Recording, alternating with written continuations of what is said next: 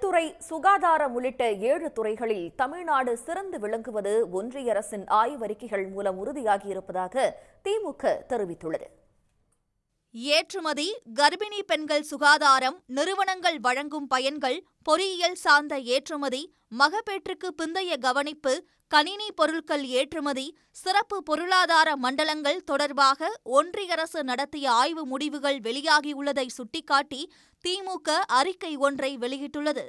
அதன்படி உற்பத்தி பொருட்களை ஏற்றுமதி செய்வதற்கான ஆயத்த நிலைகள் குறித்து நிதி ஆயோக் மேற்கொண்ட மாநில வாரியான ஆய்வில் 80 முதல் 100 மதிப்பெண்கள் வரை பெற்று தமிழ்நாடு முதலிடம் பெற்றுள்ளது. அதேபோல் தேசிய நிர்யாத் அமைப்பு வெளியிட்டுள்ள பொறியியல் சார்ந்த பொருட்களின் ஏற்றுமதி மதிப்பு குறித்து 2022-23 ஆண்டின் அறிக்கையில் தமிழ்நாடு 16.30% பொருட்களை ஏற்றுமதி செய்து மராட்டிய மாநிலத்தை அடுத்து தமிழ்நாடு 2ஆம் இடத்தை பெற்றுள்ளது.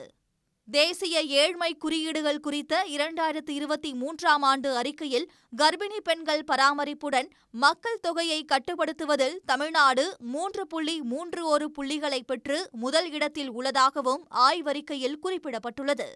ஆண்டுவாரி சுகாதார ஆய்வு மக்கள் தொகை ஆணையர் மற்றும் தலைமை பதிவாளர் அலுவலகத்தின் முக்கிய புள்ளியியல் பிரிவு ஆய்வுகளின்படி மருத்துவமனைகளில் பாதுகாப்புடன் நடைபெறக்கூடிய பிரசவங்கள் கேரளாவுக்கு அடுத்தபடியாக தமிழ்நாட்டில்தான் அதிகம் என்று பாராட்டு கிடைத்திருப்பதாக தெரிவிக்கப்பட்டுள்ளது. மகப்பேறுக்கு பிறகு அனைத்து வசதிகளுடன் குழந்தைகளை பராமரித்து காப்பதிலும் தமிழ்நாடுதான் முன்னிலையில் உள்ளது. மாநிலங்கள் மற்றும் மாவட்டங்களுக்கான சமூக முன்னேற்ற குறியீடுகள் பற்றிய ஆய்வில் பெரிய மாநிலங்களில் தமிழ்நாடு 89.9% பெற்று முன்னணி மாநிலமாக திகழ்வதாக ஆய்வறிக்கையில் கூறப்பட்டுள்ளது. தொழில் வளர்ச்சியில் மாநிலத்தை முன்னேற்றும் வகையில் தமிழ்நாடுதான் அதிக அளவில் 50 சிறப்பு பொருளாதார மண்டலங்களை ஏற்படுத்தி இந்தியாவில் முதல் இடத்தில் உள்ளதாகவும் ஒன்றிய அரசின் தரவுகள் தெரிவிப்பதாகவும் வர்த்தகம் மற்றும் தொழில்துறை அமைச்சகத்தின் 2022-23 ஆண்டறிக்கை இதை புலப்படுத்தியுள்ளது என்றும் திமுக கூறியுள்ளது.